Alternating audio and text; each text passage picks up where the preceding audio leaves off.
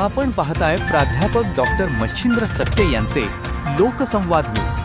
सत्य जे तुमच्या समोर.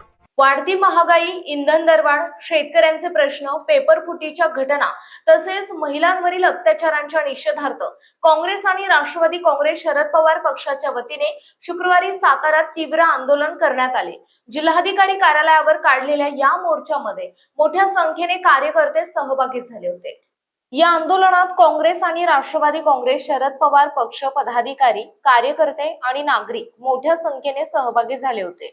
जिल्हा काँग्रेस कमिटी कार्यालयापासून जिल्हाधिकारी कार्यालयापर्यंत काढण्यात आलेल्या या मोर्चात केंद्र सरकारच्या धोरणांविरोधात जोरदार घोषणाबाजी करण्यात आली.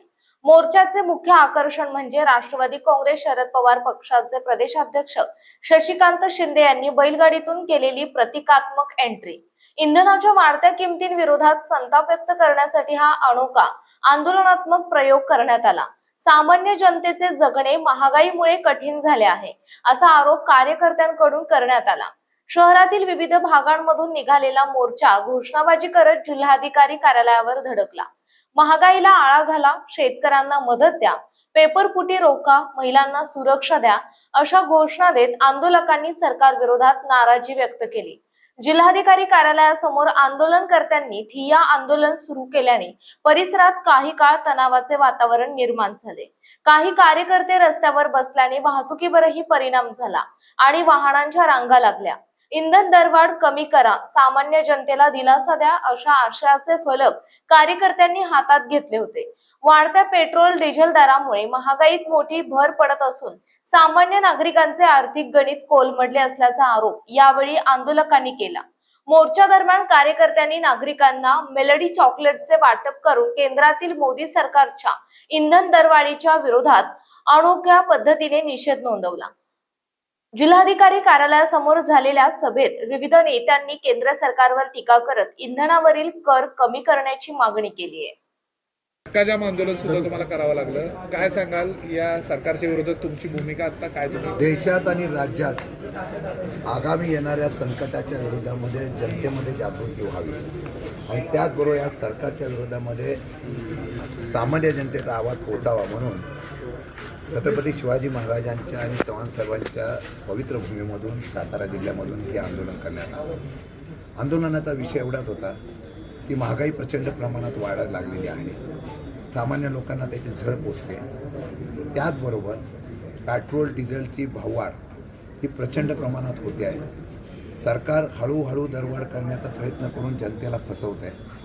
कालही या असलेल्या पेट्रोल डिझेलमध्ये जो काही सरचार्ज आणि GST लावला जातो तो कमी केला तर जनतेला या ठिकाणी रिलीफ मिळेल अशा प्रकारची भूमिकासुद्धा आम्ही मांडलेली आहे. मला वाटतं की फक्त जनतेच्या खिशातून पैसे काढायचे आणि देशात आणि राज्यात सत्ता आणण्यासाठी या ठिकाणी बोली करायची असं सध्याचा प्रकार सरकारच्या केंद्र राज्यातून चालू आहे.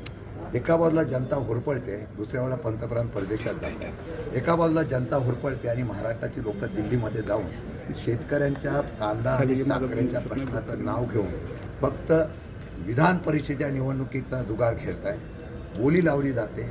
नगरसेवकांनी त्या ठिकाणी सदस्यांना खरेदी करण्याचा त्या ठिकाणी विक्रम केला जातो आहे. तेच पैसे जनतेसाठी वापरावे अशी प्रकारची मागणी आहे. जिल्ह्यातल्या प्रश्नातून आम्ही एवढंच सांगितलेलं आहे, 2-3 विषय सांगितलेला आहे की आज सातारा जिल्ह्यामध्ये सुद्धा आपण जर बघितलं तर 120 ते 130 लाख टन कांदा उत्पादन या देशामध्ये होतं. 20 लाख टनापर्यंत आपण वापरतो आणि प्रक्रिया वगैरे येतो करून 80-90%, 11 ते 12% टन फक्त कांदा या ठिकाणी निर्यात होतो, आयात होतो. मला वाटतं की या सर्व गोष्टीच्या माध्यमातून 80 लाख टन कांदा शिल्लक राहतो. आज सातारा जिल्ह्यामध्ये सुद्धा कोरेगाव असेल, पुशेगाव असेल, खटाव असेल, लोणंद असेल, खंडाळा असेल, फलटण असेल, इथे मोठ्या प्रमाणात कांदा आहे. खंडाळ्याला कांद्याचं केंद्र आहे, तिथे सुद्धा नाफेडचं केंद्र व्हावं आणि कांदा खरेदी केला जावा अशा प्रकारची मागणी केली आहे. पाणी साठा कमी झालेला आहे. मंत्र्यांच्या अधिकारापेक्षा सामान्य जनतेला पाणी वापरण्यासाठी जिल्हाधिकाऱ्यांनी आता पाण्यावर नियंत्रण ठेवावं अशा प्रकारची मागणी आमची केलेली आहे. मला वाटतं की बरेच प्रश्न आहेत, परंतु सध्या या देशामधल्या बिकट परिस्थिती येणार जी आहे एक वर्षामध्ये, ज्याचे सुतेवाज अर्थतज्ञापासून अनेक लोकांनी केलेला आहे, पण तिकडे लक्ष अजिबात नाही.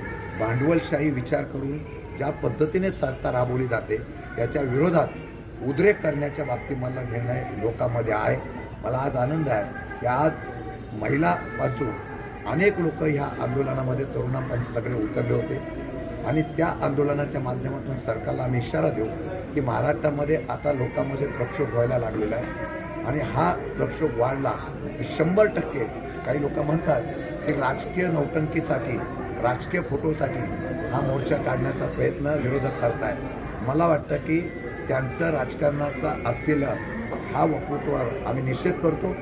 विरोधक हा जनतेच्या प्रश्न उतरतो आणि तो याही पुढे महाराष्ट्रामध्ये सगळीकडे तुम्हाला पाहायला मिळेल. इतका उठा होईल की केंद्र आणि राज्य सरकारला हादरे. पाहत रहा लोकसंवाद न्यूज. जय भारत, जय महाराष्ट्र.